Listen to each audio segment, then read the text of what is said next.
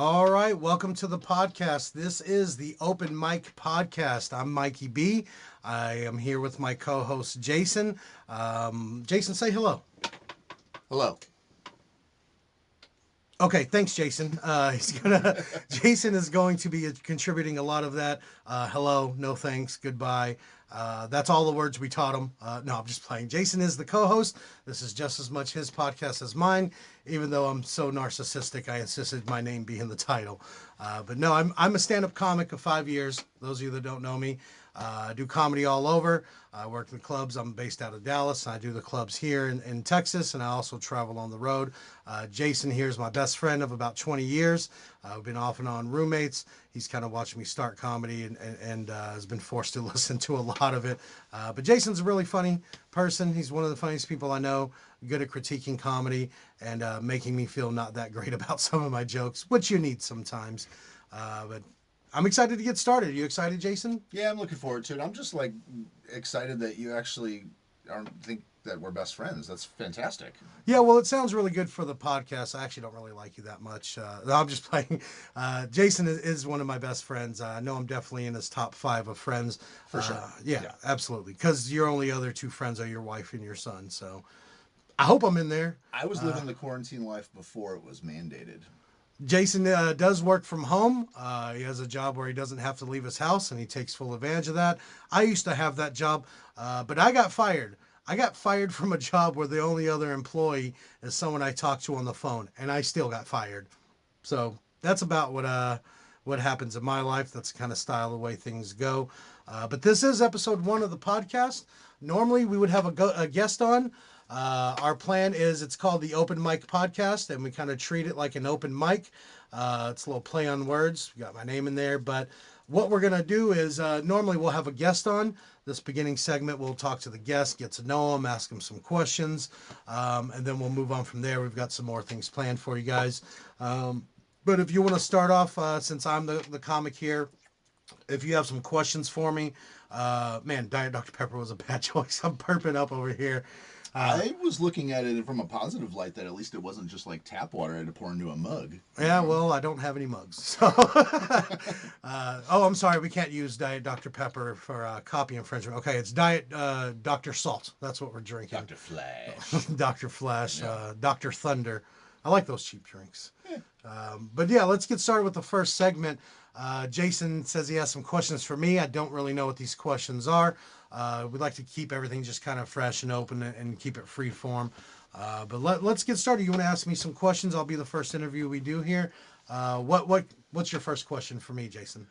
Okay, so have you ever had to fart on stage really bad? And what do you do in that instance? Well, as they say, when you gotta go, you gotta go. I have farted on stage. Could be nerves or the free chicken strips I was paid in to perform. But I let it go. I've farted on stage. I've also come on stage, not come, but got on stage. Well, it feels good. But no, I've had to go on stage after other people have farted.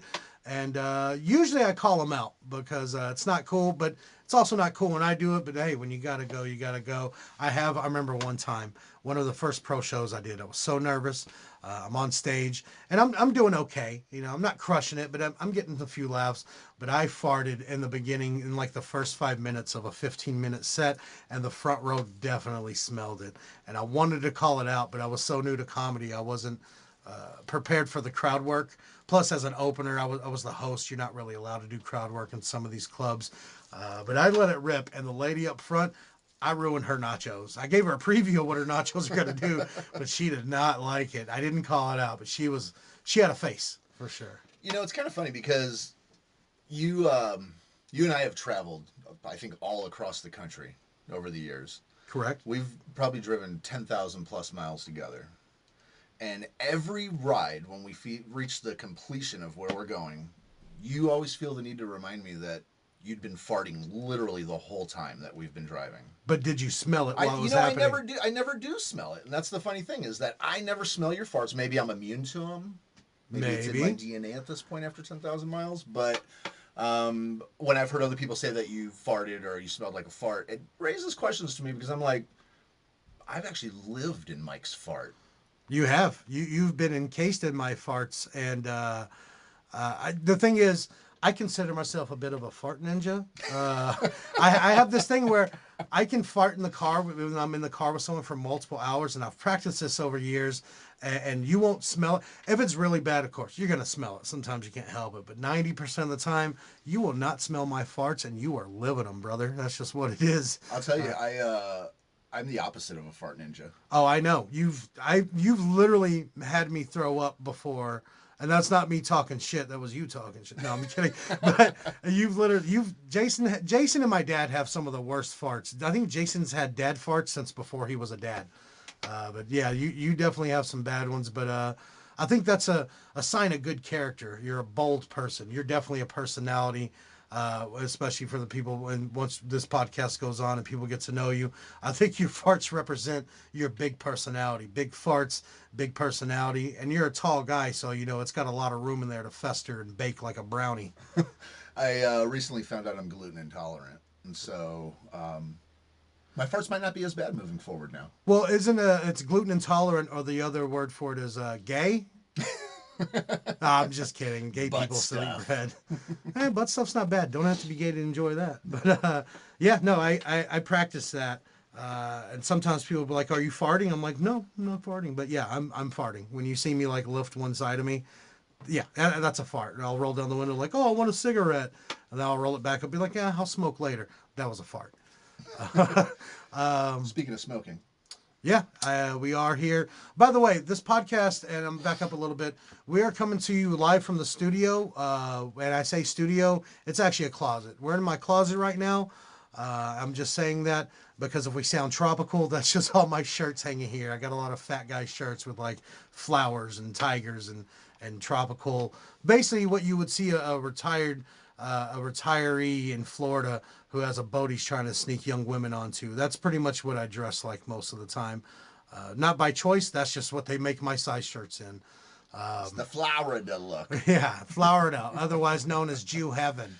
And I can say that I lived in Florida, so it's not a bad thing. I mean, they make nicer restaurants when they move in. You've worked for Jews too. Oh, I've worked. You dated Jews. I have. I consider myself to be a Renaissance man. So therefore, you have eaten a Jew. I have. It's okay. Yeah, I have. More sexually, it wasn't like cannibalistic, but I'm probably made the same face as a cannibal. It was kosher. So. Not anymore. But anyways, I just wanted to let you guys know that. You got another question for me there, or Sure. what do you got there, Cheech? Yeah, I mean, I try to find the negativity in things, and so I'm more curious. What's like the shadiest open mic type situation that you may have ever been? I've got Shady show and open mic situations. The open mic one, one of the ones. Okay, I can think of this one. I only went to this place once. There's a open mic in the south side of Dallas. It's south of Dallas in one of the suburbs, but the area is predominantly black area. And I went to this open mic as well as Newark Comedy, and I was just trying to get on stage as much as possible. And I saw a flyer for an open mic I hadn't been to, and I was like, "Oh, I'll check that out. I'll go to a different one." It was one that started later, so I was like, "I can hit my normal one, then I can go to this one, try to get those reps in." And I go to this open mic, and the flyer I saw on Facebook, first off, I should have known because on the flyer, it was a picture of a guy who looked like a rapper. And in the picture, he had cropped a tiger on a chain, and he made it look like he was holding the chain. And it should have been a red flag, but I go to this open mic, and the flyer says sign up at 9:30, starts at 10. Normal verbiage for an open mic flyer. I get there at about 9:45. And doesn't look like any open mics going on, but it does look like there's a lot of drugs being sold, which that's okay. That doesn't bother me. I mean, as long as it's not meth or anything. Didn't seem like meth. But if I'm I may sitting interject, there. Sure. Aren't open mics the place to go get drugs at? Yeah. I mean, a lot of times you can find what you're looking for there. But this time I was just looking for stage time. I didn't know anybody there. I didn't see any of the other comics I knew. And honestly, as I'm sitting there, like I said, I got there at 9:45. Says it starts at 10. I don't see anybody that I think is a comic or anything, and I'm sitting there. I have a drink, and I'm looking around, and people are looking at me because I'm the only white guy, which I'm actually Mexican, but I look white. I get Italian a lot because of my pompadour, but People are looking at me, and I'm starting to feel a little uncomfortable. It's now 10:30 at this point. No signups have gone out. Nobody has set up a mic or anything. I have been offered to buy cocaine twice by the same person. He's pretty persistent. But hey, if you're on the clock, that's your job. And I'm Determined. like, yeah, I'm like, no, thank you. And look, it's not that I didn't want drugs. I don't party like that all the time anymore, but it just felt like a situation where I was going to get robbed. He was like, no, come with me. Let's go get some. I'm like, no, dude, I don't do coke. I have problems. I've done plenty of coke in my life. But I was like, no. And it just felt like one of those situations. And at about 11 o'clock, still no sign up has gone on. Nothing's going on. I even asked the bartender, is it open mic tonight? And they're like, yeah. I was like, okay, well, it says it starts at 10. They're like, you got a problem? I was like, have a nice night. I left. Bartender was even like, we start when we fucking start, man. And I was like, okay, I'm going to go outside and have a cigarette. And I got in my car and I left because I was scared. Fuck that. Yeah. And I have talked to other people who have done that, Mike. And they say it is pretty much, there's gangbangers in there. People have been shot in that parking lot, all kinds of stuff. And it was kind of a lesson to me, I think, to, you don't have to take every single opportunity. Once you get more into comedy, you realize that, like, I used to take every single show that was offered. But now I know, like, when you're new at comedy, yeah, get up as much as you can, but also keep yourself safe. Don't just do every single little thing. I mean, yeah, it's good to get up there on stage as much and get comfortable, but you want to feel safe and comfortable too. I've definitely done some of these. They call them in the industry, they call them urban shows, which is basically, it's a black show. There's usually a lot of black people there, and they're fun. And I've done a lot of those, and there's plenty of those around where you don't have to put yourself in an unsafe or uncomfortable situation. So that's just one thing I learned a lesson that day. It's like, I don't have to show up to every place. I should do some research of where I'm going before I get there. But yeah, that's my answer for that. You got any comments or more questions? What do you got? Yeah, I mean, I could pick one or two out. So I wonder, have you encountered any, like, just straight stank microphones ever at any places? What do you mean by stink? Like, you get up there and you could smell. It just stinks. You just smell like lobster and that lobster breath we talk about. Whatever's residue and the funk from the last few people. Especially if you're on the end of a longer block or something. It's not like there's one particular open mic I go to and I know the mic smells, but there are a few people I'm not going to name that I know when I go up after I should have a Lysol wipe. There's one guy in particular that I know when I go up after him, and I'll comment like, man, this microphone smells like whitefish. What are you doing? Like, don't stop. You don't have to put, and this is the thing too, like I've learned a lot about comedy and in just the performing aspect. You don't have to hold the microphone up to your mouth completely. I think you need to learn like the sound of your voice and listen to your recordings and learn where to hold the microphone. But yeah, I haven't encountered some people that they just leave the mic stanking, and I'm just like, dude, you're infecting all of us. You're patient zero for coronavirus. Thank you for that. I appreciate it, because I have this weird thing, even without this virus going on, I have this weird thing about other people's air invading my body. I've almost passed out on elevators with people because I don't want to breathe their air in, and I know that sounds like I'm kind of think I'm better than somebody, but it's not that. I hold my breath on an elevator, or I breathe out the whole time if there's other people that I'm not with, like strangers, and that's just a thing that's, even me and you at concerts have done that. We're in a big group of people where I'm like, hold your breath. Everybody's lobster breath is going to invade us. It's just one of those things that I've always been concerned with. You're not even so much with breathing their air, but you don't like to be touched. I've worked on that. As you know, I used to have this weird thing, like when you're at a restaurant and a waitress will come over and check on you, and she'll like put her hand on your shoulder. And whether that girl's hot or not, I'm just like, hey, don't touch me. And it comes off like I'm an asshole. Well, I am an asshole, but I don't know. It's just weird. I think, and I've had that since what, like 2003. You see me do that. Ever since I first met you, we used to go to the super buffet. And they come over, oh, ha, ha, ha, you're so funny, man, and pat you on the shoulder. You're like, don't touch me! I was going to say, I don't know if I said it like that, but I did. I'm a showman. I thought it would be funny. That's how my memory remembers it. Yeah. So But I mean, it's just weird. You don't go around touching strangers. That's how you get charged with something. And that's how you catch something. And that brings us to the times that we're in now. I've been Corona safe for years. I've been worrying about this stuff. But I mean, we've seen all the pandemics. I don't, and epidemics. I don't think it was more about that, though. I think it was just, I don't like for random people. Look, I enjoy the sexual touchings of a woman. I'm not gonna. Yeah, exactly. If I'm interested in being touched by you, you'll know it because we know each other. But like a stranger to come up, especially a waitress who's touching money and other people and people's plates and just probably scratching their ass, picking their nose. Yeah, they come up, put their hand on my shoulder. I'm like, hey, don't touch me. And some people are like, oh, sorry, and they get offended. And I'm like, what if I came over while you're pouring a drink and just touched you? I'm pretty sure you'd charge me with something. I'm pretty sure something would happen. And if not, you need to get a hold of your life. Don't touch strangers and don't let strangers touch you. Good night, children. No, I'm just playing. I think that's just always been kind of my thing. Just like, hey, and with the thing is, I know that I've worked on it. I know you have a point, but I just got to get this out before it leaves my mind. Like doing comedy, it's kind of like a brotherhood. So I mean, when I go to an open mic, I feel like I'm at like an Italian wedding, like from Goodfellas, where I go down the line shaking everyone's hand. People give you hugs, tell you they love you, they miss you.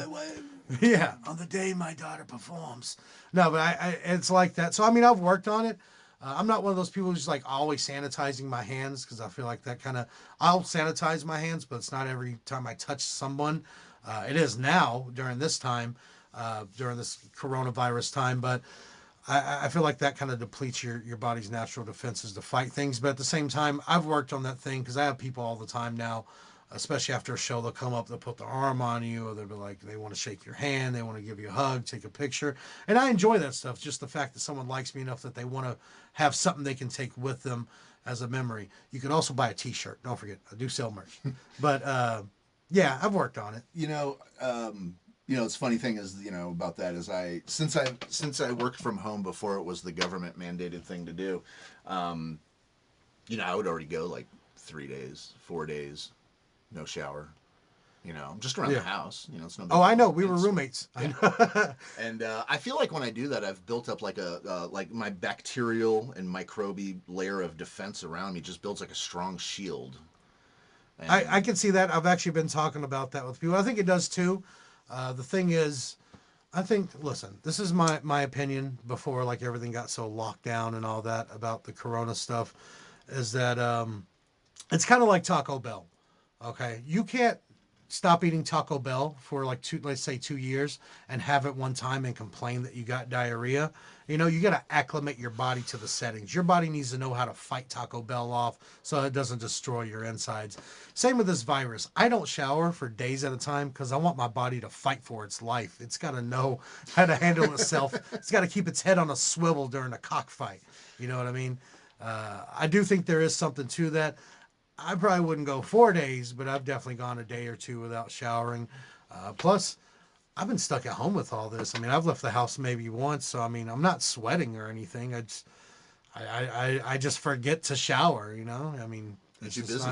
Yeah, I'm too busy. You got a lot going on. Yeah, I'm too busy smoking weed and crying and sleeping, which I was doing that before the lockdown. I've been doing that for years. Yeah. That brings up my last question that I have for my Ask a Comic segment. Sure. Is girlfriend, I was gonna say, it doesn't mean you have a lot more sex now, but I would imagine a lot more masturbation's being filled with the time. Yeah, I am masturbating a lot right before this virus hit. Me and my girlfriend broke up. But I'm probably masturbating close to the same. Definitely more. I'm definitely masturbating more. I mean, you're stuck in the house all day. How many episodes of Always Sunny can you watch before you're like, Sweet D's starting to look pretty sweet over there? But just do a quick yank crank real fast, No, man, I wish I could do a quick one. Yeah. I'm one of those people, it takes, even me, and I know how to please me, still takes me about 20 minutes and about 14 different videos to switch through. Multiple videos. Oh, yeah. I'm one of those people. I think the people who can just watch one video, unless it's just that one. Watch it now. Well, this is my present theory. Company. That's okay, because Okay. I know you're a fucking weirdo. Yeah. But no, I don't know. For me, I treat life, I mean, I'm a big guy. Life is like a buffet, and I want to taste all the flavors. If I'm already in a fantasy world, why not have 5 fantasies? Why not have 10? Why not have at least 2? I don't know. I'm one of those people, it's hard for me to settle on the first thing. I won't lie. Sometimes there's a video that just grabs me. I'm like, that's the one. Let's go. And I'm done in 10 minutes. But normally, I wish I could be a minute guy, even sex with women, which I have had at least 6 times. No, I've had more than that. But I've never been that guy that's just like a 2 pump chump, and that's not me like trying to boast myself. That's true. Like it's you can ask all 3 of the ladies I've slept with in the 37 years. No, there's Well, now I more feel than like 3, you're but accusing me of just because I'm on that one side and no, it's one video. That's not what I'm saying at all. no, I get that, but I mean, you know what you're into, and I know, and I've known you for 20 years. I know you've had sex with. Yeah, I was gonna say you don't know me like that. Yeah, no. I mean, I've got stuck in your closet looking for my lighters. That you had a shoebox. By the way, side note, Jason used to take my lighters. He's one of those friends that would steal your lighter.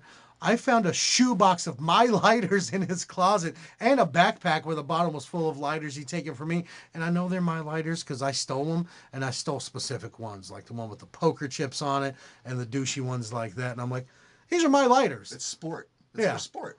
Yeah. You know? So, I mean, at least he was collecting lighters and not people's skin. So, I mean. Well, you didn't find that bag. Well, I And we're past that now, so I mean, statute of limitations. All right. So, you guys message me. I'll send you his address. That way you can make sure he's not close to your house. No, but, You don't want me around. Is that it for did you have any other questions you want to ask? You want to move to the next segment? Yeah, let's move on. All right. So, like I said, this is the Open Mic Podcast. We're going to treat this like an open mic. So this week, since we don't have a guest in here, me and Jason are going to play the roles, and I'm going to be on this every week anyways. But the open mic part of this, what we're going to do, and we're going to do it today also, every week, my guest, I'm going to give them a topic to riff jokes on. They have to try to go off the cuff and write some jokes, or at least talk about the subject. Like spur of the moment, not like an open mic, like new stuff. I don't want them to use any material they normally use. They have a redemption part where they can do that, but we have to get to that first. So what we do is I give them a topic. They have to riff jokes. And then since I had the topic in my mind, if they don't cover the joke I thought of, or if I have a joke, I might jump in on that topic. But also every week, I don't want it to be one-sided. I want this to be true. I want it to be freeform. So every week they're going to bring me a topic, and I'm not going to know the topic either until we're recording and we get to this part of the podcast. So there's no before the podcast like, hey, here's your subject, or hey, here's yours.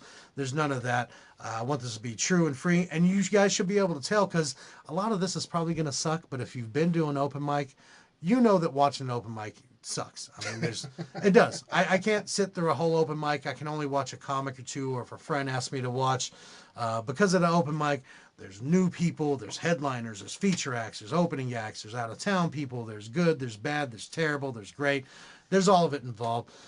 So this week we are going to do that segment. I do have a topic for Jason, even though we'll handicap it. Say Jason's not a stand-up comic. He does see a lot of comedy, and I think he's funny. I also have a sick sense of humor. But I think Jason's funny, so I have a topic for him, and he says he has a topic for me. And I'm going to do this every week this way too. So how do you want to do this, Jason? Do you want to go first with your topic, or do you want me to go first with mine to kind of see how it works? let me get it all out of the way, and then you can. Okay. You want to go with your topic first? Okay. So the topic I thought of for you, and you can reach back into your memory bank for this if you want. I tried not to think of a topic of any stories that you've told me, because 20 years you've told me a lot of stories, but I feel like you can talk about this topic. It's pretty simple. But your topic is finding your significant other's dildo. If that's happened to you with like a past girlfriend or anybody, have you ever, or even, let's just even boil it down simple and broaden this up. Let's say finding a dildo. Could have been your mom's that you live with, someone else's mom's, your girlfriend's. Have you ever stumbled across a random dildo? Yeah, okay. So obviously it's not going to be girlfriends, because that's a requirement for being with me. I mean, it's. Well, I get wild. There's got to be a dildo involved. So, you know what I mean? Definitely. I actually do remember. I used to have a skeleton key to the closet, because I'm from Chicago, and so it's old, 200-year-old buildings, and so skeleton key to the closet. My grandma used to hide all of the Christmas gifts and everything down there, and Anything else that was just interesting, and I would like to just sneak in there from time to time and just see if I found any trinkets or gadgets or neat things and stuff like that. And I remember finding a bag of a couple of dicks. Bag of dicks. Yeah, bag of dicks. It's some dildos. Is your grandma's dildos? I don't know whose dildos these were. Well, whose closet were they in? It was my grandma's closet, but she also had like my mom's and other stuff that was like put away because they couldn't, whatever, like keepsake, old stuff, things like that. Another story. Yeah. But I remember that was the last time that I went in there. Was after I found the bag of dicks, and it was really close to Christmas too. And I remember my goal that time was I was actually going in to actually see what my Christmas gifts might be in the bags. Can I ask you a question? I know this is your part though, from but you're scared off by a bag of dicks, right? You ran off. And it's close to Christmas, where you're like, I've been a very bad boy. I'm gonna get better grades. I was not quite sure if any of those things were meant for me or not, and I was sure hoping not. So I was, but no, I always felt weird walking past the closet because I actually felt like the whole time we lived there, Quoth the Raven. There was always. You can bank that there was a bag of dicks. And you can also bang a bag of dicks. That's very funny. I like that story.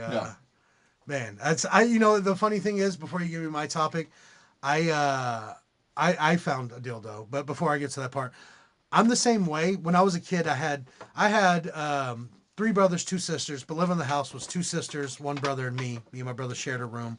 But when nobody else was home, if I got a chance alone, and this is even through a teenager, I would go through your shit. I'd go through my parents' dressers, their closets. I would go through my brother and sister stuff. I don't know. That's what interested me. That was my hobby when I was a kid, was rifling, like a detective. I'm like rifling through people's stuff, stealing Aerosmith CDs and any cool thing, like my brother's Motley Crue tapes and stuff like that.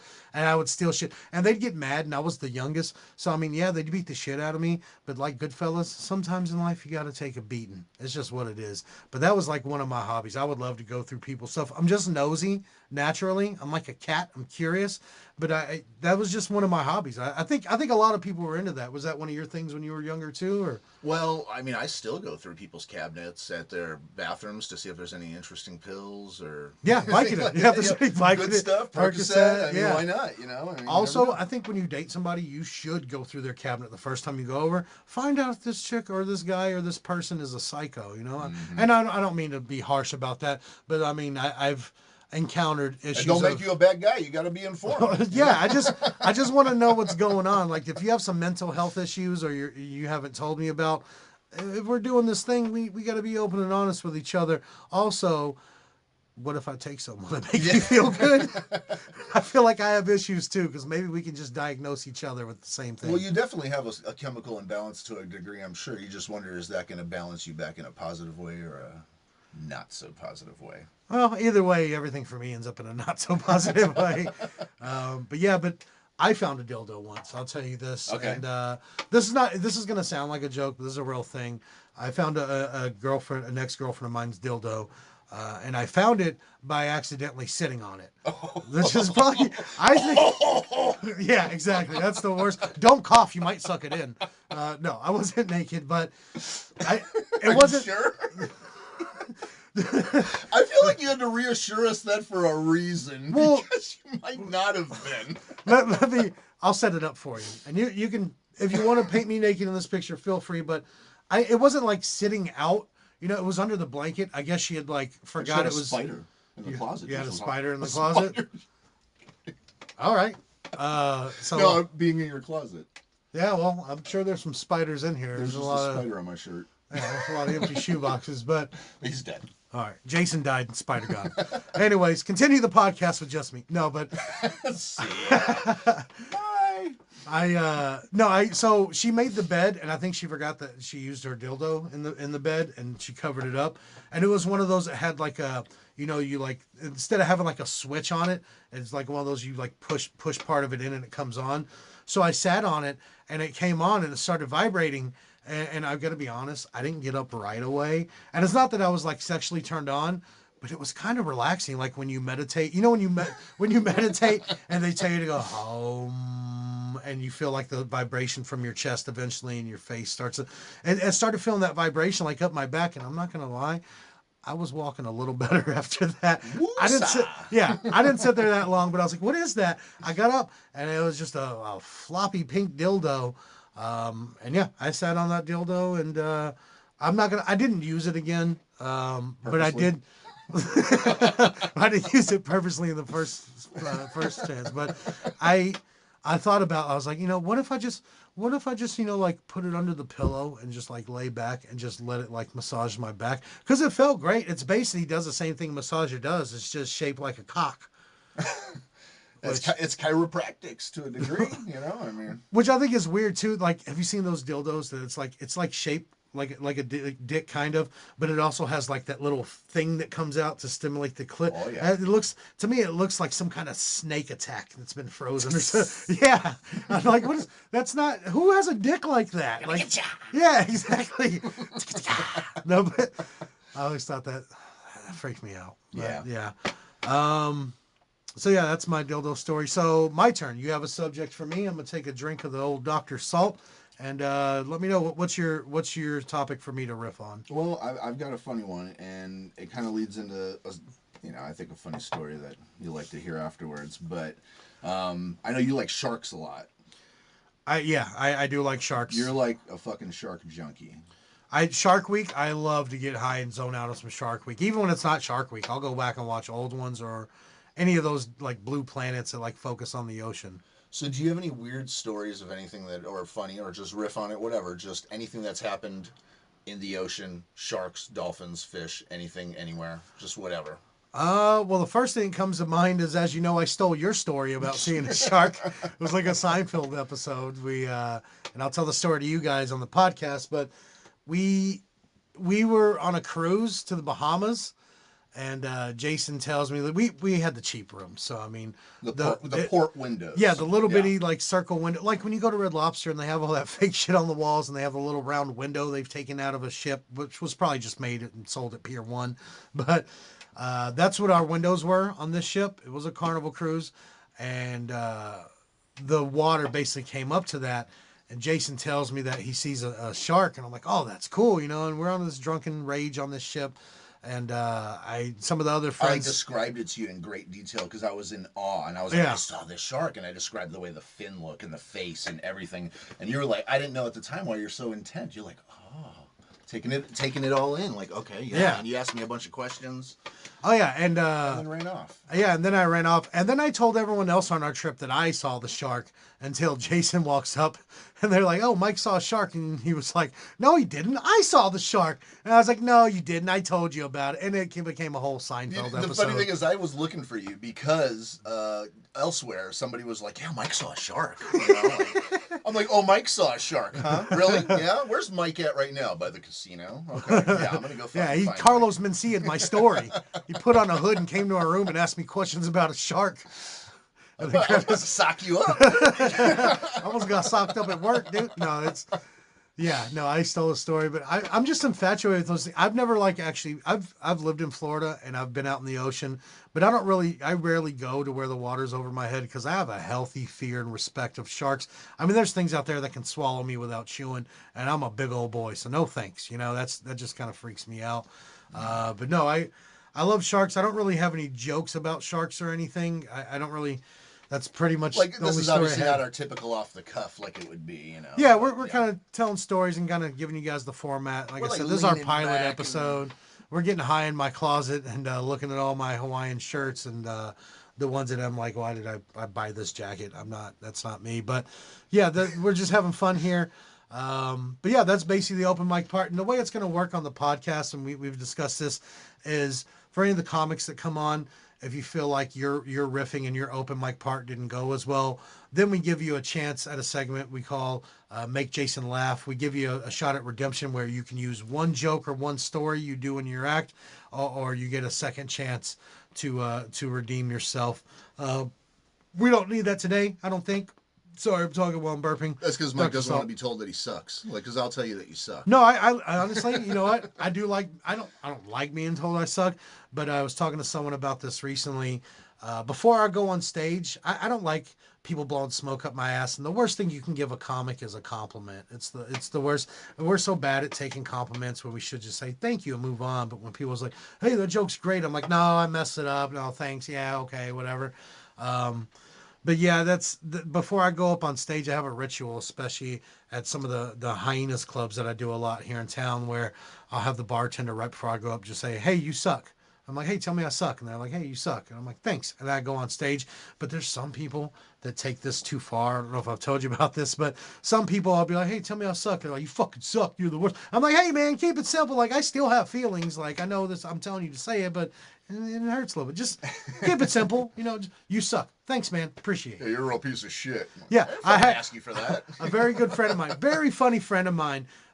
Before I was about to go on stage, and she was the feature act, and I was the opener, and she was in the back with the bartender, and me and the bartender, we have the ritual. I was like, "Hey, tell me I suck," and she chimed in with, "You trash." I was like, "Hey, bitch, like, come on now." Fuck you. Yeah. I was like, that kind of hurts. All right, I respected you, but but that's one of the worst things. So I guess we'll move on to the next segment. We also once we get to this part of the podcast and we're done with the open mic and the comedy part, because we like to diversify things. We're going to talk about some crimes. Might be a sex crime, might be a drug crime, might just be a murder, might be any kind of crime, anything we think might be kind of funny to mess with. And the thing is, I'll respect any victims in these crimes. We're not here just to talk shit and be an asshole. But if it is funny, that's what we're going to do. We're going to talk about it. We're going to have some fun. This is not going to be filtered or anything. And I'm just giving you guys a disclaimer because that sounds like something that might bother you. Just listen to the first part of the podcast. Don't listen to this part, or listen to it and judge for yourself. Feel free to message me and be like, "Hey, that was disrespectful," and I'll probably just ignore you, or I'll say something back. But I'm not going to apologize because we're just having fun here. This is a comedy podcast, and we're just mixing a little crime in there. But this week, I think Jason says I haven't heard these stories yet. So I'm going to kind of try to just riff on them and have some fun with it. But he's got some Corona crimes that we're going to do. I guess these are things, have they happened like during this Corona epidemic? Or it's stuff that's just been going on, like crimes that have been happening, and things that kind of raise an eyebrow on some of them. So the first one is there's this lady, a Biogen employee, who allegedly flew from... Let's not, and sorry to interrupt, but let's not use any... Let's try not to use any real names. If they slip out, whatever. But let's try not to, even if we make up a name, like instead of Jennifer, we can say Schmenifer or something like that. So like a laboratory employee that is kind of working in on all this stuff that's going on.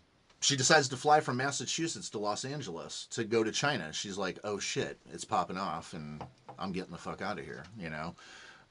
China's a weird place to go to escape what's going on. Yeah, let's go to the source. Well, they're kind of starting to get past it over there, so... Yeah, but still, international travel and going to the place it came from. I mean, for me, if I was going to go somewhere, I'd go to, like, I don't know, Africa or Australia. I can't afford that. I can barely afford gas to get to your house, but I don't think I'd go to the source. If I'm trying to avoid this disease, I don't think I'm going to head to the source. Well, so this lady ended up deciding, like, "Hey, I want to go home."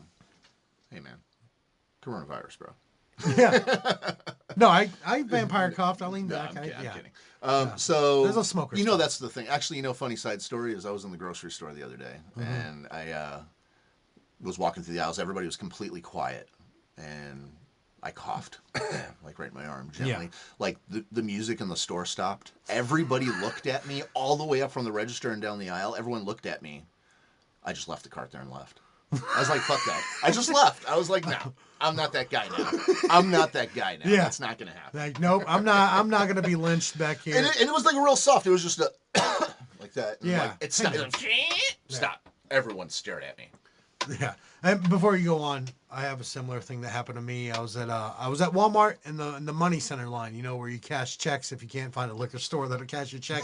Walmart will do it for $3. They'll do anything for $3. But I'm in line and everything just popped off. It's like the first day where everybody's like stocking up, things are crazy, and it's like a payday. And I'm in line.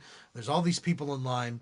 And this is so stupid, but I'm in line and I give the person in front of me some space, because I already everybody's making it so big and everything. But the thing is, in line behind me is these two guys. And I know this is going to sound bad, so I'm going to preface it. There's these two black guys behind me. And I have no problem with that. But the thing is, excuse me, these guys in line, they're in the dirtiest clothes you could find. And clearly, I know they just got off work. They look like they probably work construction, and they're just in dirty clothes. They just got off. They're getting their cash checked. That's fine. I've been in that situation. But the thing is, I can hear their conversation because the one guy, the younger guys, a young guy and an old guy, the younger guy keeps getting closer and closer to me. And he's like right up on me. I can feel his breath. And the conversation they're having, they're like, yeah, after we do this, let's go. They're talking about how they need to go get some medicine. And the older guy's like, yeah, I need some antibiotics. And I'm like, what the fuck? There's three TVs in front of us saying, sanitize, keep clean, stay away from people, give yourself a wide berth. And they're saying this stuff. And the guy keeps getting closer. And I keep moving up a little bit and compromising my space in front of the people in front of me. And he's like, just getting closer to the point. It got so bad, Jason, to the point where I looked at the guy. I was like, hey man, can you give me a little bit of space? And he gave me that look. When you say something to someone who's not the same race as you and they think you're being racist. He gave me that look, and I was already high strung because I'm already freaking out in my mind, and he's getting closer and he smells a little bad, and I know I just got off work, but I can feel his breath now. And I was like, hey man, don't do that. I was like, this is not racial. You're dirty and talking about needing medicine, and there's a fucking pandemic going on, and now everybody in line is looking at me. Well, yeah. Because I'm causing a scene, and I feel like I'm pushed to that. And then literally, we're in this line for so long. We're in this line, like literally not over exaggerating. I was in this line over 30 minutes, maybe even 45. And he made it this big thing. He's like, uh-huh. And I was like, dude, it's not that at all. I don't care if you're white. I don't like white people either. I'm actually Mexican. Just like, can you give me some space? And he backs up a little. I'm like, can you give me a little more? And he's making it difficult. And it got to the point where I finally get to my spot. It's my turn. And I hand the chick the money. And they have the sanitizer, up on the counter. Everybody's got them out now specifically. So I wanted to put some in my hand, but he's blocking it. And I was like, do you mind? Can I get the sanitizer? And he looks at me and he barely moves. And after like inch by, and I put it on, and then he takes like 3 big pumps of it and he's rubbing it all over and he's just staring me down and looking me in the face. Yeah. And then he turns to his friend. He's like, man, those watermelons look good. I was like, you know what? I actually love watermelon. I love that. And he's like, oh, you like fried chicken too? I was like, look at me. Of course I do. We could have been friends. We have the same interests. Fried chicken's delicious. Why wouldn't you like it? Everybody likes fried chicken. If you don't, you are a racist. I love fried chicken. I'm willing to try. I've eaten fried chicken from gas stations, knowing I'm still driving 14 more hours and going to have diarrhea, because you're always on the search for good fried chicken, queso, and a good Philly. How about this? Best fried chicken. Go ahead. Bam. Best fried chicken? Just 1, 2, 3, go. Best fried chicken. Man, that's Chicken place. The Chicken Wars. The Chicken Wars? Yeah, like all these local fast food places. Best honestly, I enjoy original recipe KFC. I like it. The not crispy one, the original recipe. I like it. They are good. I feel like a serial killer when I eat it because I'll eat just the skins. I don't give a shit. Like after you eat the first couple drumsticks and a breast and you're getting full, I'll literally be like, my roommate's going to have this chicken if they want, but I'm taking the skins. Those are mine. The skins are mine. Yeah. It's so good. I love the original recipe. Popeyes is good. I like, Church's always has like the Monday special. It's like 3 pieces and a biscuit for $2.99. Oh, you know I know. Yeah, I know. I know. Literally, I'll buy 3 or 4 of those and just run through the chicken and biscuits. But I mean, back to my story, the guy just made it such a hard thing. And it got to the point where the girl was even messing up on my transaction, and it took mine like 20 minutes. And the guy's like, wish you would hurry up. And that's it. I made a big scene in the store. I did my transaction, and then I left. I didn't buy any groceries or anything. Same as you. I was like, you know what? They just painted me as a racist in here. I'm going to go home. It's not quite the same as mine. I coughed and everyone looked at me and I left. You raised hell and it's on video somewhere. And looked like a racist. And didn't contribute to the store's economy. You just were in there just causing shit. I paid him for my transaction. No, but yeah, it was like one of those like Curb Your Enthusiasm or Seinfeld moments. Curb Your Enthusiasm. It made me think of that, and I felt as I was walking away, like I could hear the theme music from Curb Your Enthusiasm in my head, and I was like, I'm just gonna go. I shouldn't even came here, but this is my life. Yeah. So, anyways, again, we'll be saying this a lot. Back to the story. So this lady, Yes. you said she works on the virus. Yeah, she works with this virus contaminant situation, like whatever's going on, and so she decided, I'm going to go with my family. I'm going to go to China, and she actually turns out that she knows that she had some symptoms, possibly of being sick with it, and while she's traveling. well, before she traveled, because she purposely took fever-reducing medicine to have her fever go down and to also appear okay while she flew. And this lady flew from Massachusetts to Los Angeles to China. Okay, she, as far as her being the citizen that was living there, people said, "Hey, they seem nice and this and that and blah blah blah." But she works at one of these lab places that deals with medicines and viruses and everything. So the newspaper said she decided to fly to China through Los Angeles, took the medications. She's now hospitalized in China, and according to Chinese law, she could face up to 3 years of imprisonment. And maybe even up to 7 years in prison for doing this. Because here's the kicker. She did not attend this conference that was in Boston, but she did come in contact with somebody who did go to the conference, and over 100 coronaviruses have been connected specifically to that conference and people that was there. So this lady caused like a pretty big thing, but she's in she's in Chinese hands right now. It's TBD. Well, they might punish her worse. Didn't somebody get like caned in China a long time ago, or don't they? Used to do that for stuff? graffiti, or for anything, Yeah, no, that was, I think that was like Cambodia or something. But still, it's that's one of those things. Like, you fucking idiot. Like, you work with the stuff, you know how it works. You were taking medicine. That's the thing that drives me crazy. The person who knows the most about it and knows how careful they need to be is usually the one that's going to fuck up and not do it right. It's just like every movie plot. But you idiot, that's bullshit. Completely. That's, was she she works in a lab, is she like working on a cure, or is she just like studying it, or does it even say in the story? It doesn't say specifically, okay. But she ended up, her and her husband, they became ill with symptoms, and they both decided to fly to China. So that's 2 times the chance of other people getting contaminated. And on top of that, being in LAX, being in that, I haven't been to the LAX, but I hear about it a lot. And I mean, it's an airport. I've been to tons of airports. Going to an international airport like that, knowing you have a sickness, you're kind of a piece of shit. And I'm sorry if that offends anybody. You know what? Actually, I'm not sorry, because you're a piece of shit. Because of you, you're going to spread this shit even further. Stay your ass home, eat some ramen noodle, and fucking watch some Netflix or something. I don't know. Start crafting. There's a million things you can do. I've cleaned my room. I've done so many things here, and I've avoided going out. I've been out twice. I went to get groceries, and then I got stir crazy yesterday. I went to a taco place and got tacos, and I wore gloves. I didn't come in contact with really anybody other than who works there, and then I came back home, ate my tacos, and sat here and watched TV. And that's all you fucking do. Yeah, and I'm used to going out. I mean, you know my life. I go out 7 days a week doing comedy, doing open mics, traveling, doing shows, working on things, writing with people. I don't know. I think that lady's a piece of shit, and obviously her husband has it too. Mm-hmm. Yes, they both. What about kids? Do they have kids? It was just the 2 of them. They were an older couple. Okay. Yeah. But still, the older people traveling, and then, I mean, is it just me that thinks it's fucking stupid to go to the source? You're trying to avoid this disease. You're studying it. Yeah, let me go to the source. I'm scared of fire. Let me get in this volcano. Are you fucking? Fuck you, lady. I just think the whole fact of traveling was just the fucked up part. Definitely. I mean, if you if you're sick, you have the symptoms. I mean, lock it down. They had a house here. Lock it down. Why did it have to be like that? I think she wanted to get home, and I don't know what's going to go on. I have to get home and stuff. To whatever family's there. And was her home from China? Yes. She's from China. Yeah, okay. From China. Yeah. But still, it's the source. There's plenty of Chinese people here in America that I'm sure they're just not going to China right now. You can text, you can call, you can Skype. There's a million ways to communicate with everybody and check in without you putting yourself and a lot of others at risk. Not even the fact that she had symptoms and knowingly took medicine to reduce those symptoms, just the fact that she would travel and you could contract something and not even knowing you have symptoms, you can still spread it. I think that is ridiculous. Yeah, agreed. So, fuck her. What's her real name? No, I'm just playing. Tell me after this, though. Okay. Yeah, let's fucking...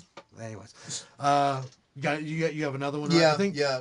We got about 10 minutes left. Okay. So if you have a shorter one, we'll do that, and then we'll probably wrap this up. Okay. So, there's just... I don't know if you've seen the posts Logan County, I guess, is in California or Colorado or wherever the hell, New York, Florida.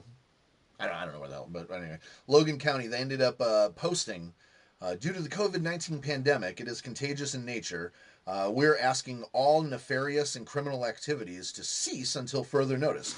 We appreciate your anticipated cooperation in halting crime. We thank you, criminals, in advance, and we will update you when you can return to your normal criminal behavior. They posted this on their Twitter. Is this like the county sheriff's office? Yeah, Like, yeah. I like that the county sheriff is like, we thank you, criminals. Like, who are you talking to? You criminals. Oh, sorry, my bad. Like we said, pretty please, you know, damn near. We asked you nicely. Please stop robbing people and go home. Just please stay home for a little bit. Please. Please don't crime. I, after looking that up, I actually noticed that about 100 different other counties posted that as well. So I'm not really sure who actually started that post. I know they all copied each other and thought it was cute, you know. So.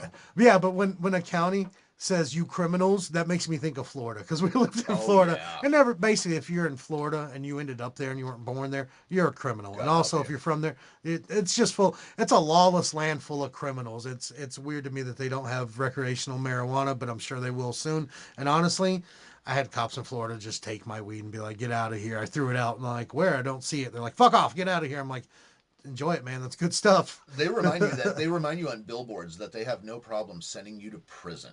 Oh yeah, no, Florida's fun though.